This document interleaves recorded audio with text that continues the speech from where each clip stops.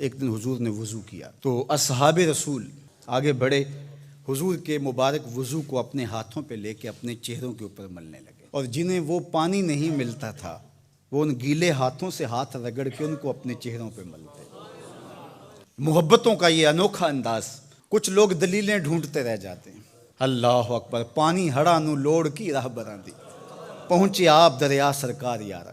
تو وہ حضور کے مبارک وضو کا پانی اپنے ابدان پہ مل رہے ہیں۔ فقال لهم النبی صلی اللہ علیہ وآلہ وسلم، تو آقا کریم علیہ الصلوۃ والسلام نے فرمایا، ما یحملکم علی ھذا، تمہیں اس بات پر کس چیز نے ابھارا کہ تم یہ کام کر رہے ہو؟ میں نے تو حکم نہیں دیا، سارے امور کا حکم نہیں دیا جاتا۔ محبت کا اپنا مزاج ہے، محبت کچھ خود سمجھتی ہے، محبت کے اپنے رنگ ہیں، کچھ چیزیں محبت کشید کرتی ہے۔ تو کہا کہ میں نے تو یہ حکم نہیں دیا، ما یحملکم علی ھذا، تمہیں اس بات پر کس چیز نے ابھارا؟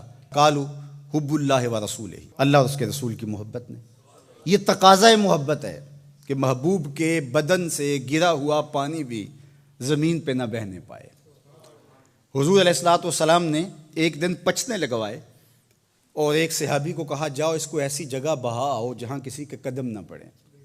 وہ گئے اور ایک پتھر کی اوٹ میں بیٹھ کر نوش جان کر لیا، اور جب وہ واپس آئے تو حضور نے دیکھا تو کہا، لعلک شربت، شاید تو پی آیا ہے۔ اس نے کہا، جی حضور، میں نے کہا کہ اس سے بہتر اور کیا جگہ ہو سکتی۔ تو آقا کریم ناراض نہیں ہوئے بلکہ فرمایا، یا غلام قد حررت نفسک من النار، اے بیٹے تو نے اپنے آپ کو آتش دوزخ سے نجات دلا دی۔ تو حضور نے فرمایا، ما یحملکم علی ھذا، تمہیں اس چیز پر کس نے ابھارا؟ تو انہوں نے کہا، اللہ اس کے رسول کی محبت نے۔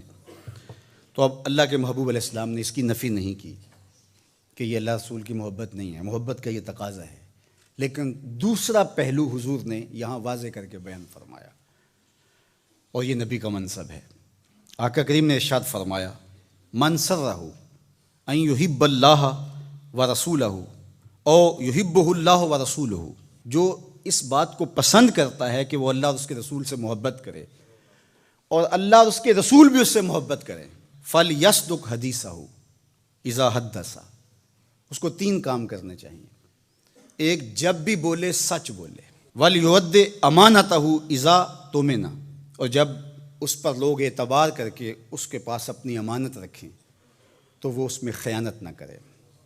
اور تیسری بات ارشاد فرمائی، ولیحسن جوار من جاورہ، جو اس کا ہمسایہ ہو اس کے حقوق کا خیال رکھے۔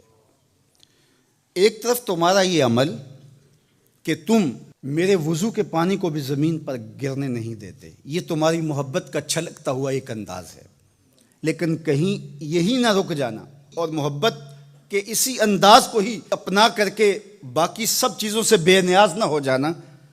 تقاضۂ محبت یہ ہے کہ تم میرے بتائے ہوئے طریقے کے مطابق بھی چلو، اور یہ کام اگر تم 3 کر لو تو پھر تم سے اللہ بھی محبت کرے گا، اس کا رسول بھی محبت کرے گا، اور تمہاری محبت جو اللہ اس کے رسول کے ساتھ ہے وہ بھی معتبر ٹھہرے گی، کہ تم صرف کچھ انداز بجا لانے سے اپنی محبت کا انداز اختیار نہیں کرتے ہو، بلکہ حضور کے لائے ہوئے دین کو بھی تم اپنی روح تک اتار کر کے اپنی محبت کے حقیقی رنگ کو پیش کر رہے ہو۔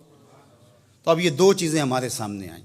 کچھ لوگ تو اس طرح حضور علیہ السلام کی بات کرتے ہیں کہ سویر سے لے کر شام تک وہ حضور کی محبت، حضور کا پیار، حضور کا نام، حضور کے ساتھ عقیدت کا اظہار مثالی ہوتا ہے۔